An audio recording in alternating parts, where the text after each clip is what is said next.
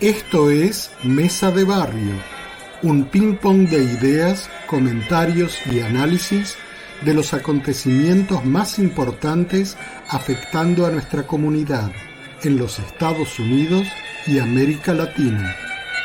Mesa de Barrio es una producción de ABC Latino Media Network, conectando e informando a la comunidad latina, porque los latinos ya no somos minoría.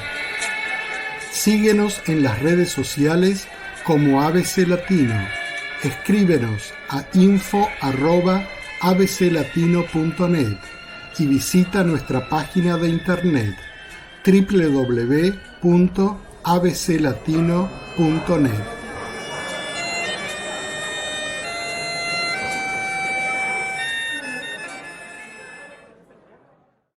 Días a todas y todos. Desde ABC Latino, yo soy Enrique Roblonsky y están con nosotros en Mesa de Barrio. Conmigo el día de hoy. Buenos días a todos. Cuando son las 9:02 estamos acá en vivo y en directo transmitiendo por ABC Latino Mesa de Barrio. Los invito a que se queden por una hora. Les habla Carol Montes. Así es, y tenemos un programa bien controversial y bien actual, pues vamos a estar hablando de esta conferencia sobre el cambio climático llamada COP26 por sus siglas en inglés, que se acaba de realizar en la ciudad de Glasgow, en Escocia. Y para conversar con nosotros tenemos hoy como invitado especial al profesor Roberto Rivera, profesor retirado ya de NYU, y quien su trabajo académico e interés ha sido siempre en el medio ambiente. Ya como estudiante graduado, mucho de su trabajo en la Facultad de Ciencia de Ingeniería de NYU fue sobre el medio ambiente y energía alternativa. Muy buenos días, Roberto. Un gusto tenerte aquí en Mesa de Barrio. ¿Nos escuchas, Muchas gracias, Roberto? Bob. Un placer estar aquí. Muy bien, muy bien. Y ¿Cómo? vamos, ¿qué te parece, Carolina y Roberto, si vamos directamente y comenzamos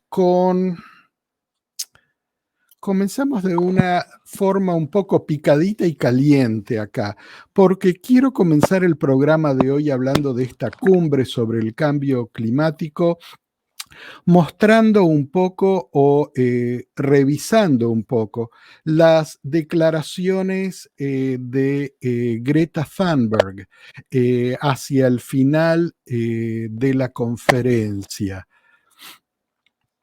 Así que vamos a ver si podemos escuchar Greta Thunberg para todos los que nos están siguiendo. Ya saben, Build back better, blah, blah, blah. Green economy, blah, blah, blah. Net zero by 2050, blah, Así blah, es, blah. y si podemos, producción, bajar el sonido, exacto. Esas fueron las palabras de Greta Thunberg, esta activista del cambio climático sueca de tan solo 18 años, que ya hace varios años está bregando por todo el mundo para que los políticos presten atención. Y ella denunció 30 años de bla, bla, bla sobre el clima por parte de los líderes mundiales, acusándolos de haber ahogado las esperanzas de los jóvenes con sus huecas promesas. Greta decía, no hay un planeta B, no hay planeta bla, bla, bla, bla, bla, bla, no hay economía verde, bla, bla, bla. No hay neutralidad de carbono para 2050, bla, bla, bla.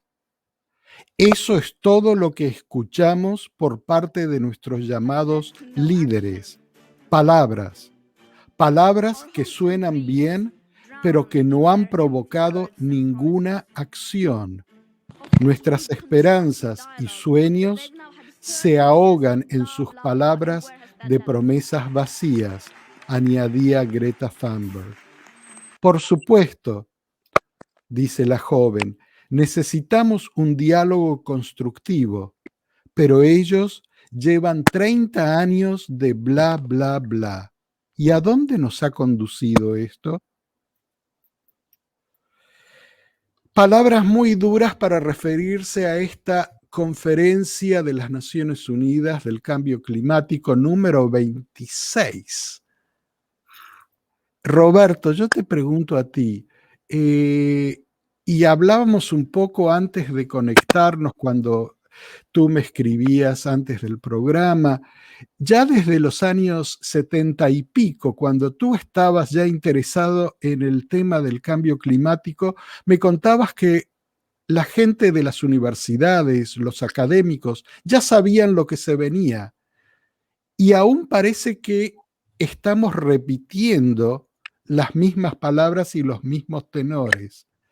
¿Qué piensas tú?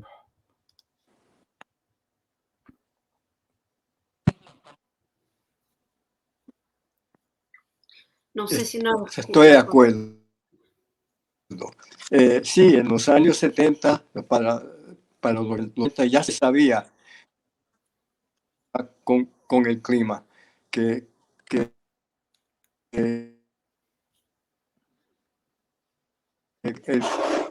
el clima estaba cambiando y que estaba creando el problema.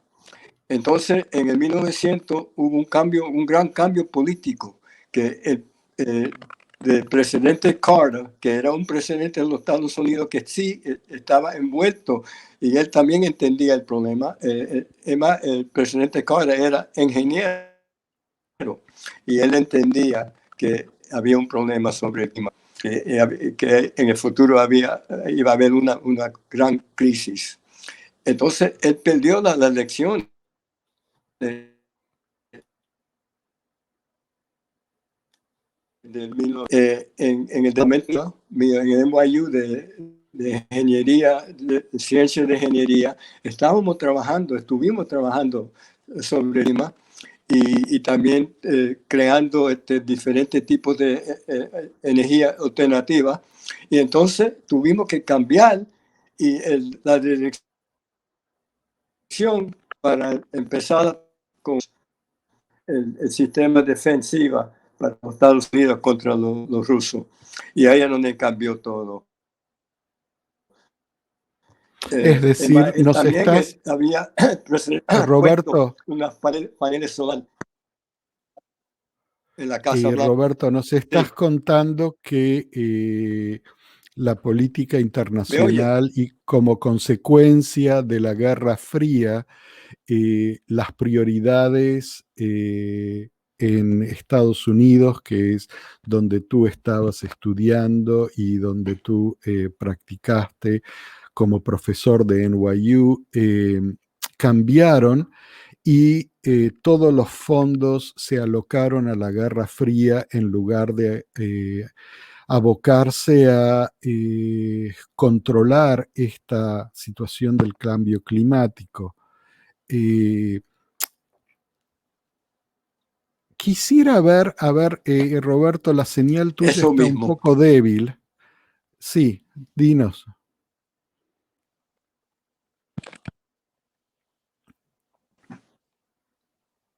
¿Me puede oír, Rob? Te estamos ¿Me oye? escuchando. Sí, sí, te escuchamos.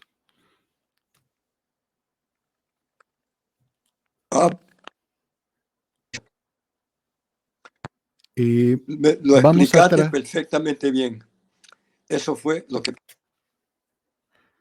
Claro, veamos un poco, a ver, mientras producción trata de establecer una mejor vínculo con Roberto, porque se nos pierde su sonido. Veamos un poco qué es esto del calentamiento global y por qué es tan serio. Tenemos acá una explicación que a ver si podemos cambiar. ¿Por qué esta cuestión está en el centro de la crisis climática. Esta es una producción de la BBC Mundo en español y a ver si lo podemos escuchar y luego me interesaría que lo comentemos entre todos, entre Roberto y Caro. Y está también en el corazón de nuestra crisis climática. El CO2, el dióxido de carbono, existe naturalmente en la atmósfera y es una parte esencial de la vida en la Tierra. Los humanos y la mayoría de los animales inhalan oxígeno y exhalan dióxido de carbono, y las plantas usan CO2 para hacer la fotosíntesis. Pero también tiene un papel mucho más importante: ayuda a regular la temperatura de nuestro planeta. Eso es porque el CO2 es uno de los principales gases de efecto invernadero. Actúa como el cristal de un invernadero al mantener parte del calor del Sol atrapado dentro de la atmósfera de la Tierra. Y eso es algo bueno, porque sin él el planeta sería demasiado frío como para vivir en él. Pero el mundo natural se mueve en un equilibrio increíblemente delicado. La actividad humana, especialmente durante los últimos 50 años, ha aumentado las emisiones de CO2 que termina en la atmósfera, lo que provoca que demasiado calor del Sol quede atrapado, por lo que la Tierra se está calentando más. Entonces, ¿de dónde viene todo ese exceso de CO2? De fábricas, autos, aviones, agricultura a gran escala. Todos utilizan lo que llamamos combustibles fósiles: el petróleo, el carbón y el gas. Durante cientos de millones de años, los restos de plantas y animales, que están llenos de carbono, fueron enterrados bajo la superficie del planeta. Algunos de estos restos se convierten en combustibles fósiles. Entonces, cuando los quemamos, todo el carbono que se ha almacenado durante un periodo de tiempo increíblemente largo se libera muy rápido en forma de CO2. Pero ¿cómo de altos son los niveles de CO2? En 2020 la cantidad de dióxido de carbono en la atmósfera era de 413 partes por millón. En 1970 la cifra era 325 y al comienzo de la era industrial era aproximadamente 280. El aumento ha sido enorme. Los niveles de CO2 se han acelerado rápidamente. De hecho, los expertos calculan que la última vez que hubo tanto CO2 en la atmósfera fue probablemente hace más de 3 millones de años, cuando el nivel del mar estaba entre 15 y 25 metros por encima del actual. Para mantener la vida en la Tierra como la conocemos, necesitamos limitar la cantidad de CO2 que se libera. Pero para limitar esas emisiones, primero tenemos que saber cuánto CO2 estamos emitiendo, no solo como humanidad, sino como individuos. Y aquí entra un concepto interesante: la huella de carbono. La huella de carbono se refiere a la cantidad total de gases de efecto invernadero liberados a la atmósfera terrestre como resultado de las actividades de una persona o una organización. Para calcular tu propia huella de carbono necesitarías saber la cantidad de gases de efecto invernadero, como el dióxido de carbono, que eres responsable de crear. Es difícil medirlo con precisión y existen diferentes formas de calcularlo, pero hablando en términos generales, está el impacto directo de la energía usada en nuestros viajes o en lo que comemos, y existe el impacto indirecto de la energía que se usa para crear todas las cosas que usamos o consumimos. En el mundo desarrollado en particular, el transporte es una gran parte de tu huella de carbono. Reducir el uso de autos de gasolina o diésel y realizar menos vuelos es una de las formas más eficaces de reducirla. El lugar donde se vive también juega un papel importante. Siempre es mejor que tu hogar se caliente o enfríe de manera eficiente y que esté bien aislado. Y cuanto más puedas utilizar energías sostenibles, como la solar o la eólica, más se reducirán tus emisiones. Las cosas que usamos en casa también se suman al problema. Todo ese plástico, metal y cartón requieren mucha energía, tanto para producirlos como para eliminarlos. Por lo tanto, el reciclaje puede ayudar a disminuir tu huella de carbono, aunque no tanto como la forma en que viajas o calientas y enfrías tu casa. Y luego está tu dieta, sobre todo la carne roja, que aumenta tu huella de carbono, porque las vacas generan mucho metano, otro gas de efecto invernadero, y además se talan grandes cantidades de árboles para crear campos en los que el ganado pueda pastar. En los países en vías de desarrollo, las cocinas de leña abiertas son también una causa de contaminación, por lo que es importante tratar de reemplazarlas con métodos de cocción más eficientes. Pero en general, las personas que viven en países más pobres generan cantidades mucho menores de gases de efecto invernadero que las de los países más ricos. Veamos algunos datos. La cantidad promedio de emisiones de dióxido de carbono generado por persona en Estados Unidos es de 16,1 toneladas por año, en China es de 7,1 toneladas y en el Reino Unido es de alrededor de 5,5 toneladas. Pero en la República Democrática del Congo es de solo 0,03 toneladas, mientras que en Qatar, que tiene una población realmente pequeña pero produce mucho petróleo y gas, es de 38,6 toneladas. Y en estos datos no se incluyen factores importantes como el consumo, y obviamente cuanto más dinero tienes, más tiendes a consumir. Sin embargo, hay algo importante que hay que aclarar. Cada uno de nosotros podemos hacer cambios en nuestra vida que ayuden a reducir las emisiones de CO2, pero el compromiso para los cambios masivos que hacen falta no puede recaer solo en la gente, en las personas como nosotros. Las grandes empresas y los gobiernos son los que tienen gran parte de la responsabilidad y el poder de aplicar medidas que impacten de forma directa en la emisión de gases de efecto invernadero. La buena noticia es que estamos a tiempo, se puede hacer, y cada vez aparecen más tecnologías que ayudan en ese sentido. Varios países han declarado su objetivo de alcanzar la neutralidad de carbono, es decir, a reducir la emisión de CO2 y a compensarla con otras medidas que lo contrarresten, y eso podría significar una revolución en la forma en que vivimos nuestro día a día.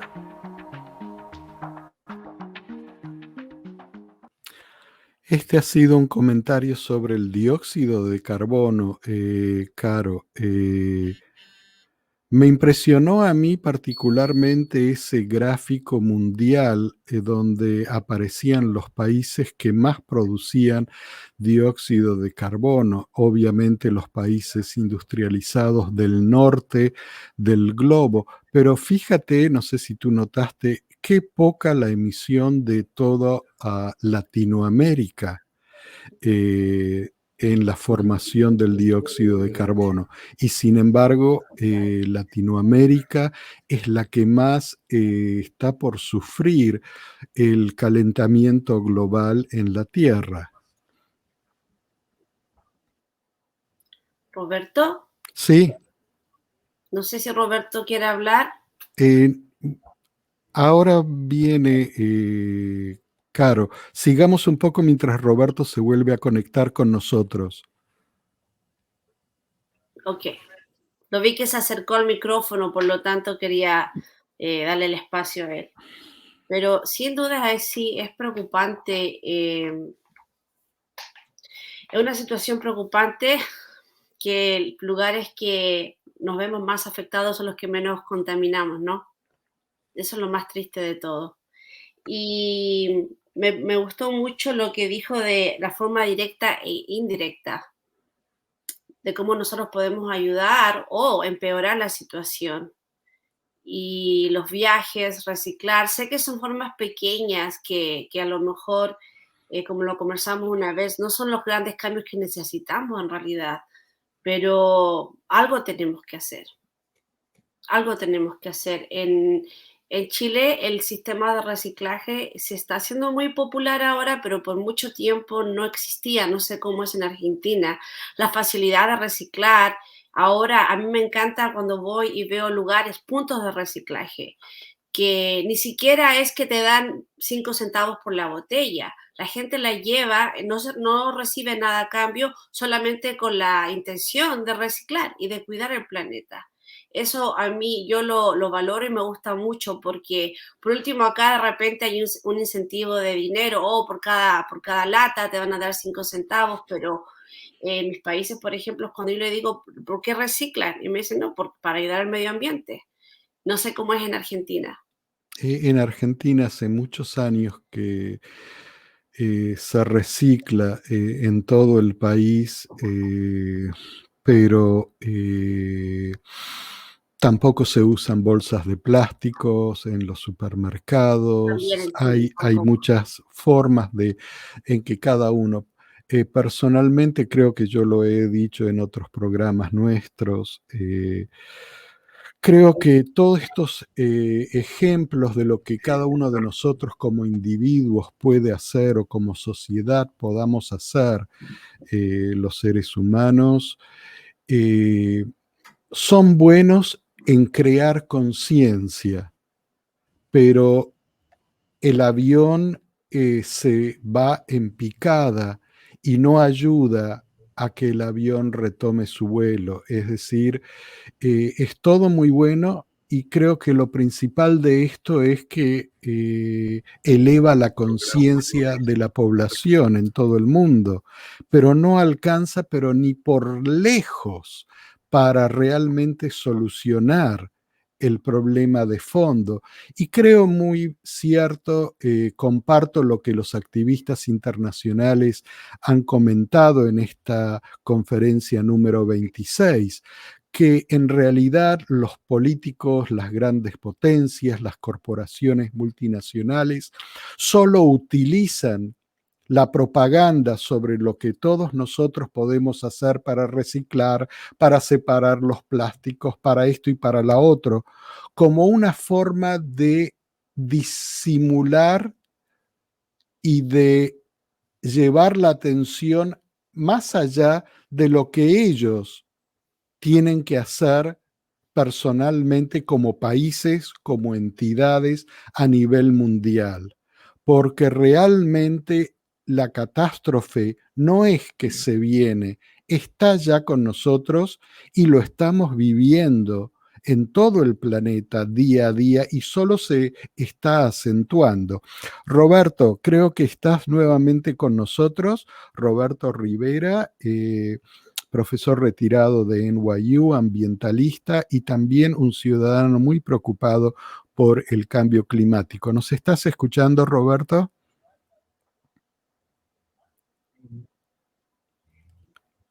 Roberto, no sé si nos estás, no, parece que Roberto no nos está escuchando. Mira, vamos a ver un poco por qué este calentamiento global es tan importante.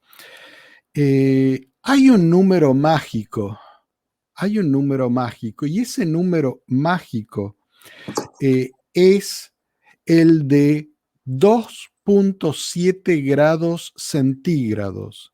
Si la temperatura en el planeta sube a 2.7 grados centígrados más de lo que estaba al comienzo de la era preindustrial, vamos a tener una catástrofe como cuando desaparecieron los dinosaurios del planeta.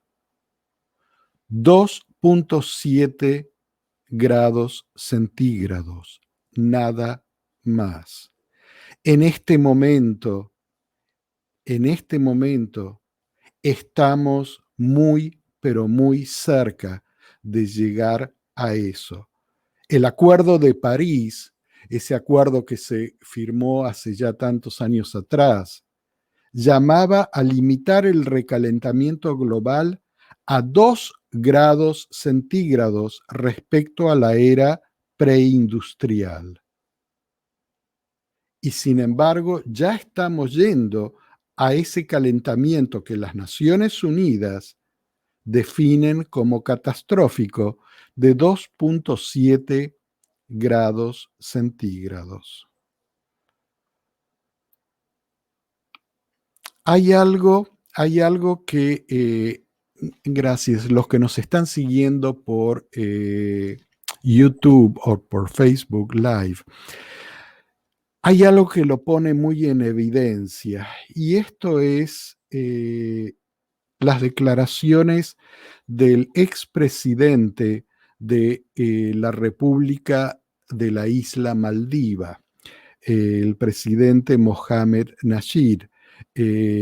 Carolina, estuvimos hablando en nuestro otro programa, la revista Al Aire, de Mohamed Nasheed. Sí, un gran activista también. Aparte de ser presidente, me gusta mucho su forma de ser líder. Claro, exacto. Y es un gran activista por el medio ambiente. Ahora que ya no es presidente, trabaja como embajador del Foro Vulnerable al Clima. Y este es un foro de 48 países que en estos momentos está presidido por la ministra de Bangladesh. Preside este foro. Y el expresidente Mohamed Nasheed decía esto: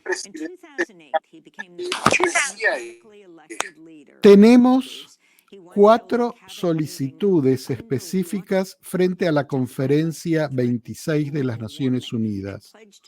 Una es ver que las temperaturas globales no superen los 1.5 grados.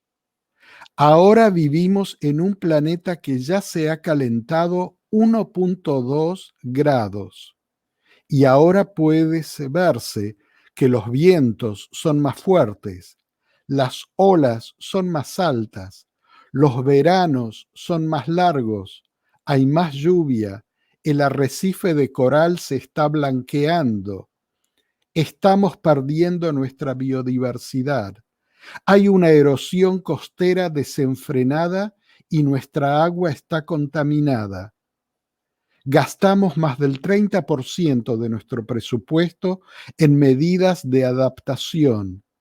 Somos desafiados por todos lados y venimos a esta conferencia para pedir a los países que mantengan 1.5 grados. Eso es más importante. De no ocurrir así, nos están condenando a perecer como sociedad y como país. ¿Por qué? Porque esta isla está perdiendo 4 milímetros por año de tierra firme. El mar la está absorbiendo debido al calentamiento global. Y de acentuarse en 1.5 grados más, la isla va a desaparecer. Ni que hablar de tantos lugares por todo el mundo que van a ver sus costas inundadas. Sabes, Caro, que tu país, Chile, y el mío, Argentina, van a ver las zonas del sur del país totalmente cubiertas bajo las aguas. Los estudios ya están ahí focalizados. No sé si en Chile se habla de esto, muy poco se habla en Argentina, pero los estudios científicos ya están hechos. La Patagonia va a estar bajo agua si la temperatura sube 1.5 grados. Sí, no, sin duda. Y interesante mensaje de él, porque él pudo darse cuenta de eso, como quien dice, por sus propios medios, ¿no? Él hizo scuba diving, lo que tú recomendaste una vez que todos teníamos que hacer, y él a propósito quiso hacerlo para darse cuenta lo que estaba pasando al fondo del mar, porque es muy distinto que te cuenten y te digan, oh, hay contaminación, oh, eso está pasando. A ver, vamos, metámonos abajo del mar. Y cuando él salió fue que pudo decir ese discurso porque quedó impactado de cómo estamos contaminando. Claro. No sé, a veces me faltan las palabras para describir esto, pero que Greta Thunberg siempre ha dicho que es la falta de conciencia en todo el mundo, porque como seres humanos solo prestamos atención cuando las cosas nos afectan personalmente. Pero cuando nos afectan personalmente ya es demasiado tarde. Ya es demasiado tarde. Y realmente yo que he estado siguiendo esta conferencia de las Naciones Unidas, no hay muchos mejores prospectos que otros años.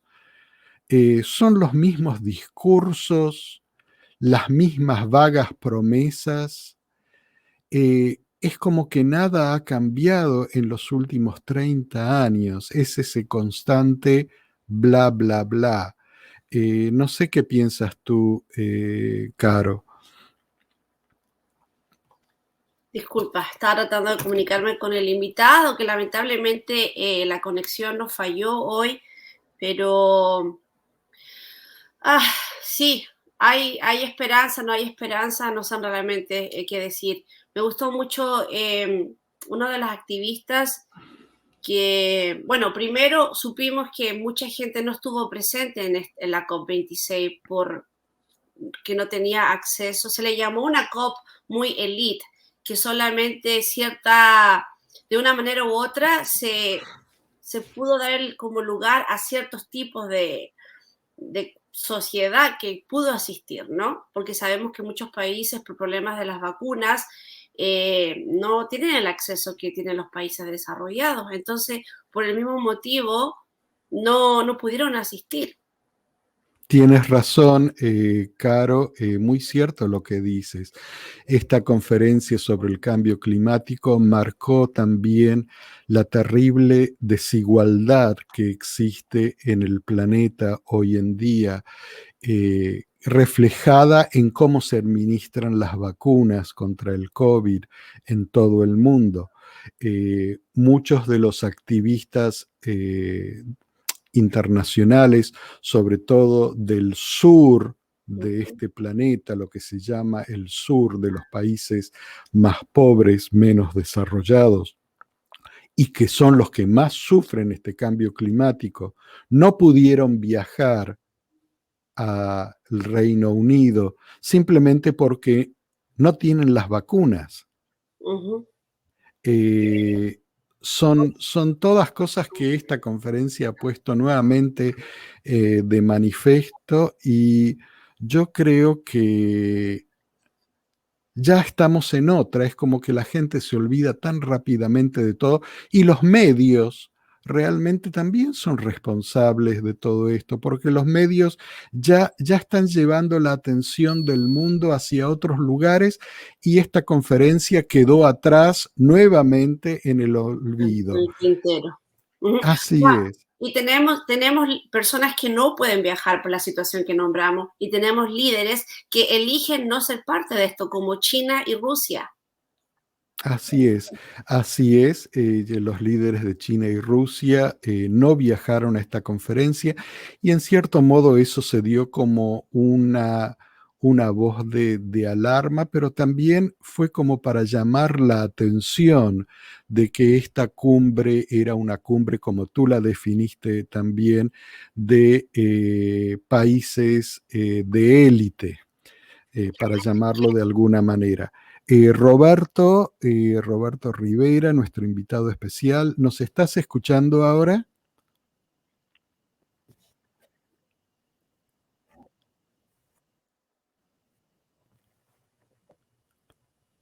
Estamos viendo a ver si lo podemos escuchar.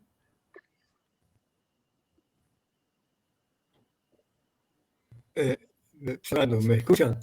Sí, te estamos escuchando. Te damos la palabra para que nos cuentes un poquito tus impresiones de esta conferencia. Te escuchamos perfectamente. ¿No, Rob? Sí. Muy bien.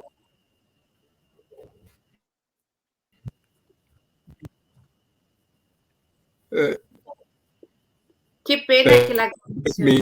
Primero es el calmo del sur, usan para la economía. ¿Me oyen? Sí, sigue hablando.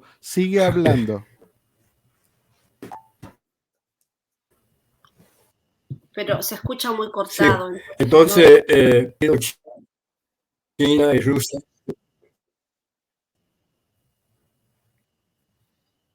No está claro. Está claro, Rob.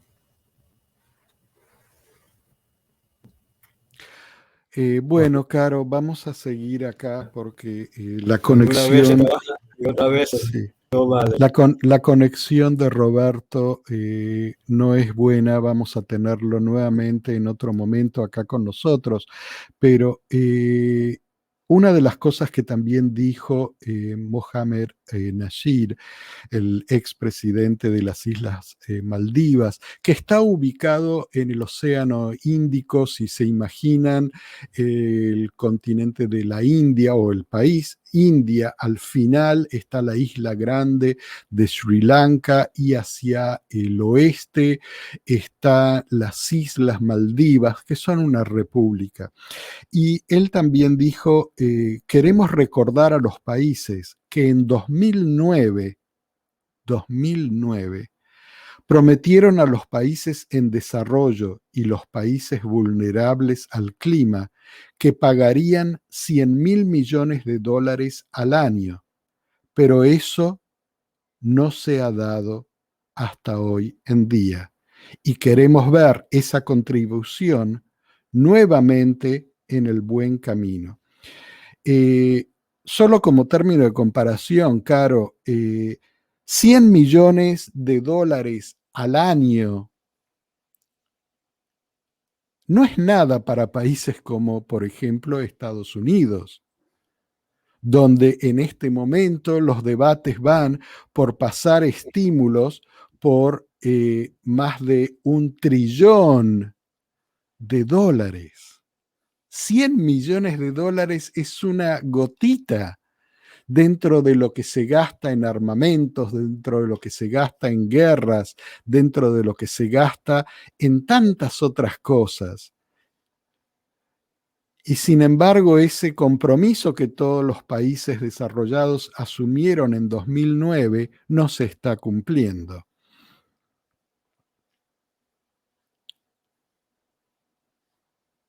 ¿Qué te parece, Caro? No escucho. ¿Tiene audio esa parte? Ahí No, está. no, lo que yo estoy diciendo. No, estaba tratando de comunicarme con el invitado mientras tú hablabas. Está bien. No, sigamos con el programa, dejemos que producción trate de resolver eso. Sigamos nosotros con el programa. Hay algo que los últimos años, hay cosas que son mucho más importantes y la ciencia nos está marcando que los últimos 7 años, por ejemplo, han sido los más cálidos de la historia. Estas son declaraciones no solamente de la ciencia, pero también de Antonio Guterres, el secretario general de las Naciones Unidas, quien dice que el planeta está cambiando ante nuestros ojos. La Organización Meteorológica Mundial, un organismo de las Naciones Unidas, señala en un reciente informe que los últimos 7 años fueron probablemente los más cálidos registrados hasta la fecha y advirtió en ese sentido que el clima entró en territorio desconocido. El planeta está cambiando ante nuestros ojos, desde las profundidades oceánicas hasta las cimas de las montañas, desde el derretimiento de los glaciares hasta los implacables fenómenos meteorológicos extremos. Se están destruyendo los ecosistemas y las comunidades de todo el mundo. Y sigue diciendo el secretario general de la ONU, Antonio Guterres, los científicos tienen claros los hechos. Ahora los líderes deben ser igual de claros en sus acciones. La puerta está abierta, las soluciones están ahí. Y esta conferencia debe ser un punto de inflexión. Debemos actuar ahora con ambición y solidaridad para salvaguardar nuestro futuro y salvar a la humanidad. Concluyó Guterres en su mensaje en esta conferencia que acaba de concluir.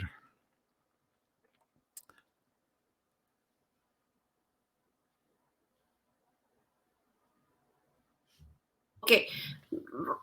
Oh, espéreme. Rob, yo sé que esto es en vivo y no hemos tenido muchos problemas, pero si lo coloco en speaker para que él dé su punto de vista, por lo menos para agradecer el tiempo y su disponibilidad de darnos 1 hora, ¿qué te parece?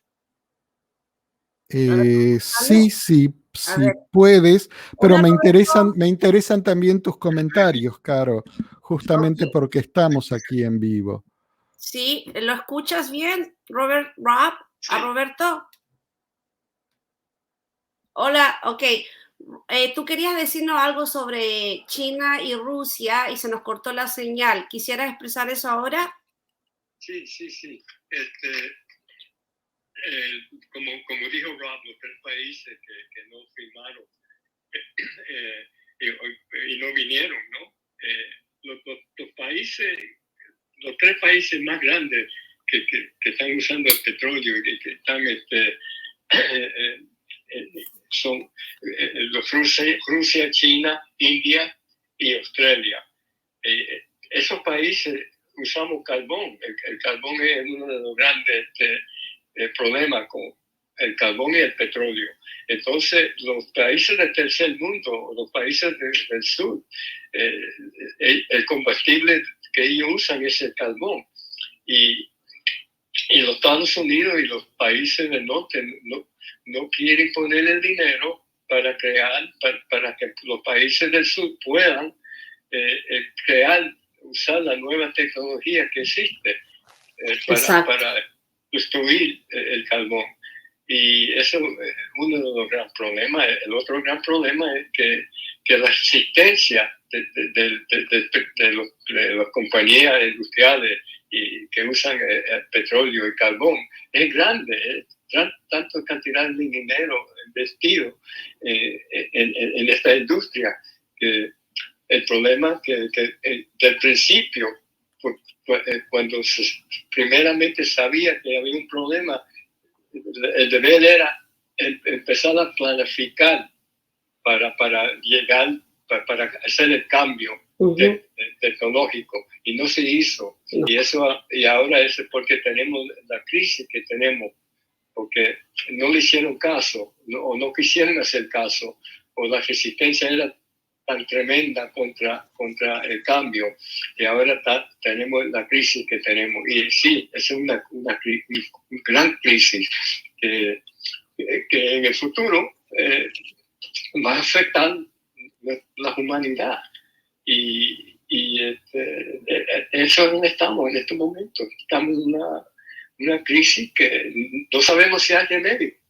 En estos momentos, para hacer se necesitaba, en el principio se podía haber hecho con cambio incremental, pero ahora necesitamos cambio radical y no sabemos si es posible hacer ese cambio radical, porque eso va, ¿cómo se dice? Un gran problema con el cambio en la economía, de cambiar de un tipo de energía para otro.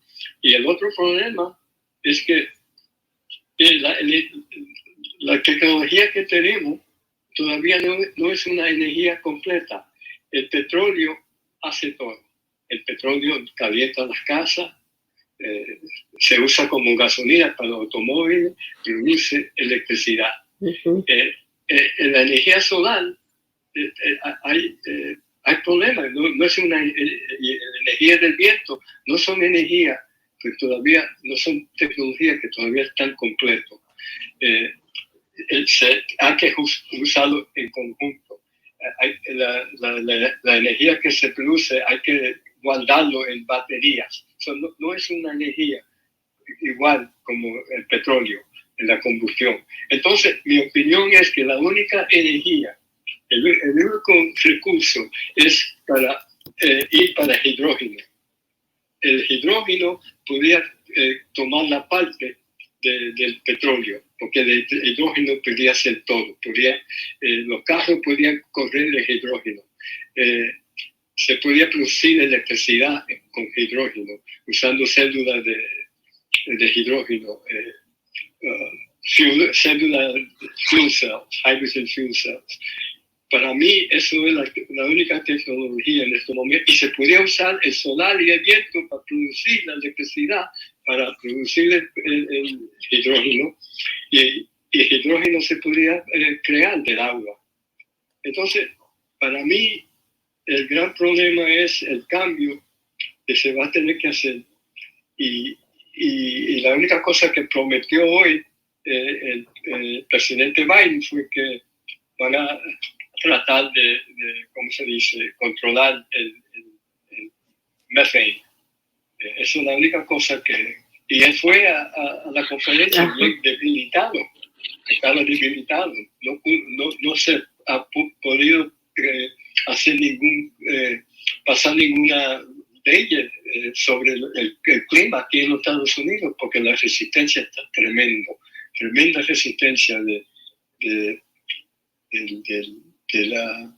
la industria, ¿no? de las personas que controlan la industria de los Estados Unidos.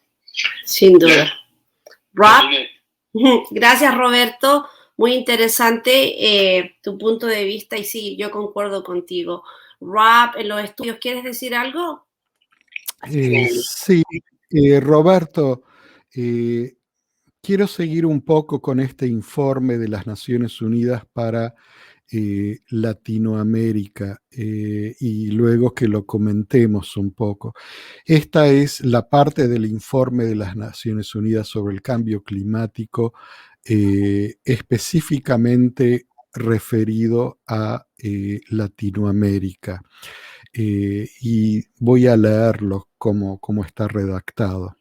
Las sequías, los incendios forestales y las grandes inundaciones en distintas regiones están directamente relacionados con la actividad humana. La humanidad produce actualmente más del doble de emisiones de gases de efecto invernadero que las generadas en 1850.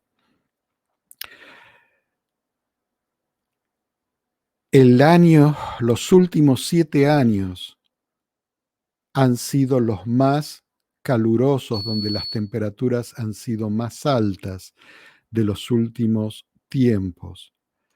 El año 2021 es menos cálido que los últimos años solo debido a la influencia de un episodio moderado de la...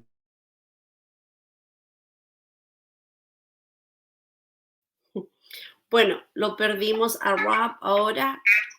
Afirmaron que esto no cambia la tendencia al alta de la temperatura en toda la región.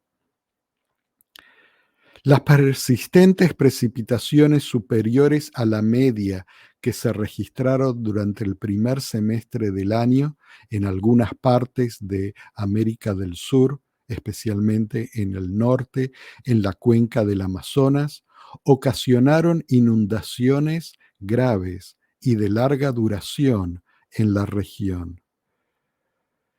Asimismo, hubo importantes sequías que asolaron una gran parte de la región subtropical de América del Sur. Las precipitaciones fueron muy inferiores a la media en la mayor parte del sur de Brasil, Paraguay, Uruguay y el norte de Argentina.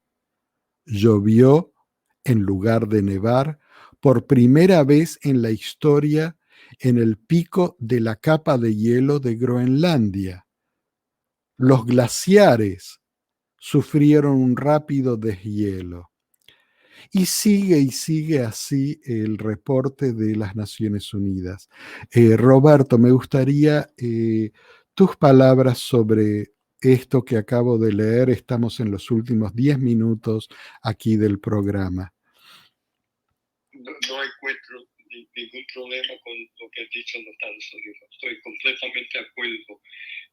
Sí, el cambio de la calentura, el cambio de temperatura, subiendo la temperatura cambia la dinámica del atmósfero, ¿no? En la parte donde antes había mucha lluvia, como el dinámico cambia y entonces otras partes donde no había lluvia, va a haber lluvia, en otras partes no había mucha lluvia, no va a haber lluvia, pero uno de los problemas más grandes que yo veo en Sudamérica es la cuestión de los Andes, las montañas. Si se vaya a seguir derritiendo la nieve que aguanta el agua, que le está dando agua a los ríos, ¿no? Y a los lagos, y agua para la agricultura. Entonces, el efecto en las montañas es también otro aspecto que hay que tomar en cuenta, porque los cambios los cambios van a ser, como dice, van a venir todos a la misma vez. El cambio va a ser, en mi opinión, drástico, que todo va a pasar completamente. Los modelos que tenemos los modelos de computadora, ¿no? Que están haciendo que proyecta los posibles cambios. Todos estos los cambios que están proyectando las computadoras, los cambios están saliendo hasta más fuertes que está enseñando en los modelos. Estamos en una crisis de las generaciones que vienen, nos van a mirar a nosotros como no sé, como personas que debemos quitar su futuro. Roberto, gracias. Creo que hay una parte importante ahí. Voy a bajarle un poco el volumen para que no haya eco. Sabemos que los jóvenes están en acción. ¿Qué pasó entre medio de todo esto? ¿Qué pasó con la generación de ustedes, por ejemplo, Rob? ¿Qué crees tú que faltó para que ese activismo no fuera tan fuerte como es ahora? Yo creo que el activismo fue igual de fuerte. Hold on, Rob. Espera. ¿Sí? ¿Roberto? No, es una buena pregunta. Que el activismo que se vio en los 1960 contra la guerra en Vietnam, y ese tipo de activismo no se vio después. Y esa energía no se cambió de confrontar la guerra y confrontar los problemas que existían en igualdad, y no se cambió para entonces para el clima. La cuestión del clima vino muy tarde, en mi opinión. No estaba en el frente, no era una cosa que estaba en el público, en los ojos del público, importante.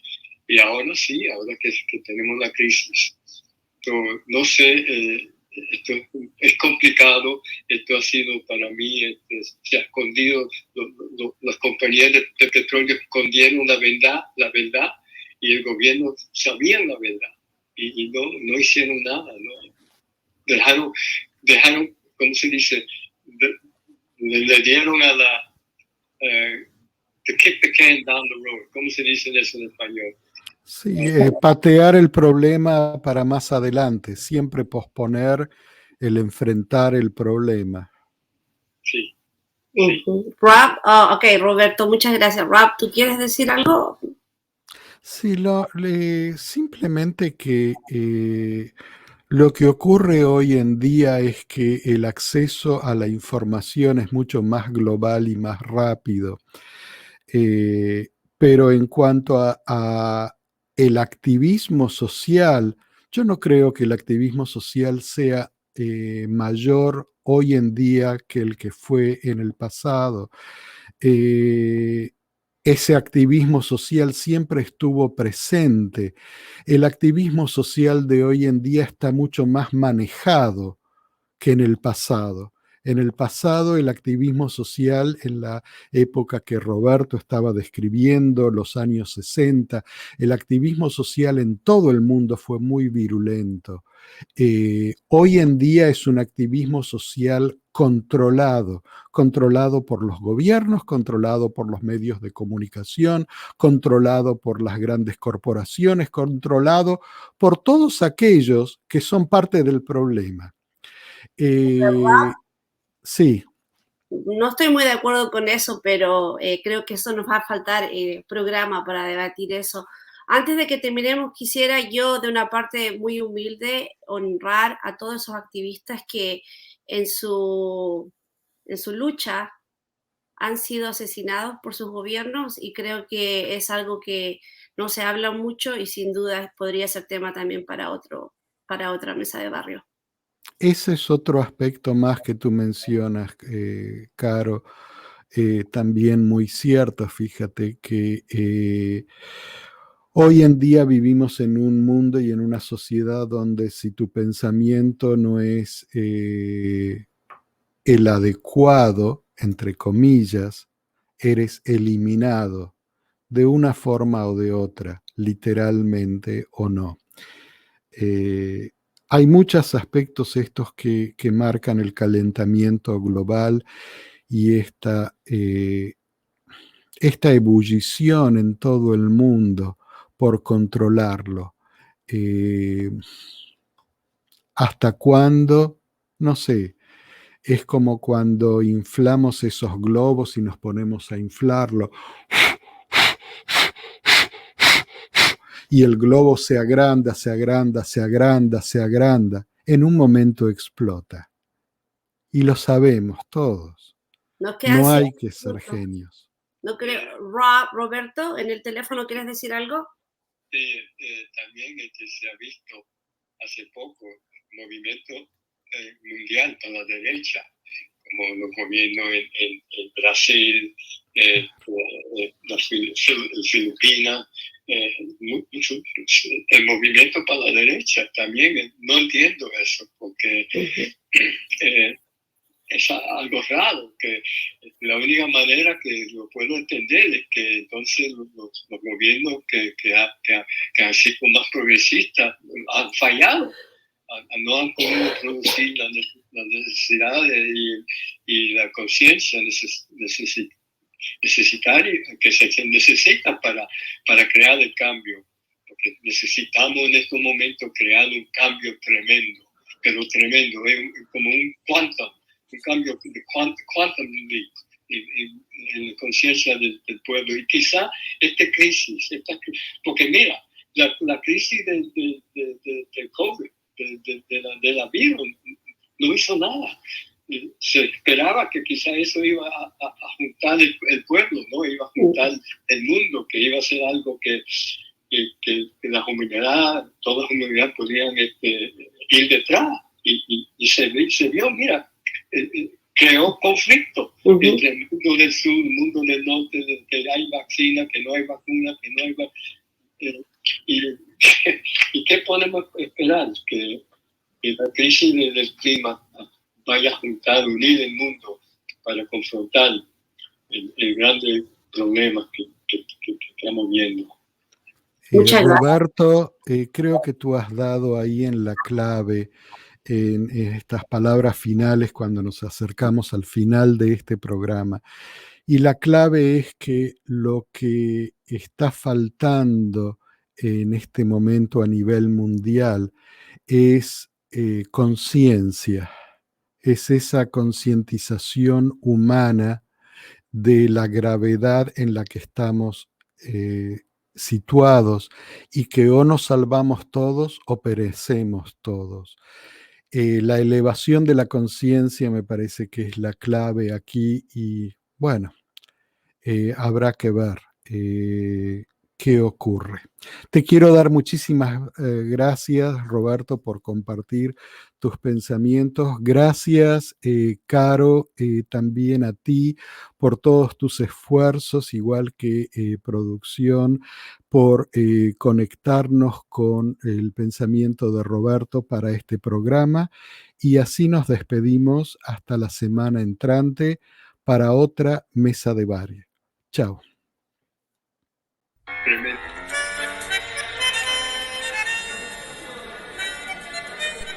Esto es Mesa de Barrio, un ping-pong de ideas, comentarios y análisis de los acontecimientos más importantes afectando a nuestra comunidad en los Estados Unidos y América Latina. Mesa de Barrio es una producción de ABC Latino Media Network. Escríbenos a info@abclatino.net y visita nuestra página de internet www.abclatino.net.